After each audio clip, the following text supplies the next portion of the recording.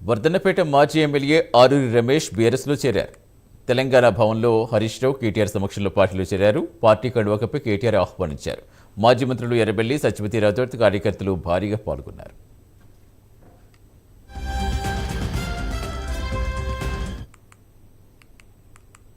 పైన కానీ కేసీఆర్ గారిని కానీ ఇతరత్ర నాయకులను కానీ ఏ రోజు కూడా నేను ఒక్క మాట కూడా నేను మాట్లాడాలి. ఎందుకంటే నా గుండెలో ఉంది కేసీఆర్ గారు ఏం చేశారు, ఏ విధమైన కార్యక్రమాలు చేశారు నా గుండెలో ఉంది. మరి అలాంటి పాపాత్ములు బయటికి పోయింది కాబట్టే, అలాంటి దుర్మార్గులు బయటికి పోయింది కాబట్టే తిరిగి నా సొంత ఇంటికి చేరాలి, మా బాబు ఆశీర్వాదం తీసుకోవాలి, జరిగిన తప్పులు మరి చెప్పుకొని మరి సొంత ఇంటికి రావాలని ఈరోజు నిర్ణయం తీసుకోవడం జరిగింది. ఈరోజు మరి అలాంటి పాపాత్ములు పోయిన ఈ భవనంలో పాలాభిషేకం చేసి ఇది పుణ్యతం చేసిండు. మరి నా హృదయాన్ని నేను పాలాభిషేకంతో హృదయాన్ని పూర్తి క్లియర్ చేసుకొని ఒక మంచి మనసుతో మా బాపు గారి నాయకత్వంలో పనిచేయాలని ఇందులో అడుగు పెట్టడం జరిగిందని నేను ఈ సందర్భంగా నేను మీకు మనవి చేస్తున్నాను. ఇవాళ తెలంగాణలో ఈ వర్గం ఆ వర్గం అని కాదు, అందరూ కూడా చాలా తీవ్రమైన అసంతృప్తిలో ఉన్నారు, చాలా బాధలో ఉన్నారు.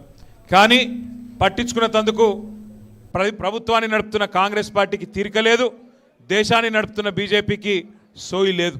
అందుకే రమేష్ అన్న మరి నేను పొద్దున తప్పిపోయిన పిల్లగాడు సాయంత్రం ఇంటికి వస్తే ఎట్లుంటుందో ఒక అట్లున్నది నాకు ఇంటికి వస్తే అని చెప్పిండు. చాలా చాలా సంతోషం. మళ్ళీ తిరిగి సొంత గూటికి చేరినందుకు వారికి మనస్ఫూర్తిగా స్వాగతం చెప్తా ఉన్నా. కానీ వాస్తవానికి ఈ 2 నెలల్లో ఏం జరిగింది అని ఆలోచించుకుంటే ఒకటి మాత్రం పక్కా, మిగతా రాష్ట్రం గురించి నేను చెప్పగానే ఒక వర్ధనపేటకు సంబంధించి మాత్రం మీరు రమేష్ అన్న కొద్దిగా దిష్టి కొట్టింది.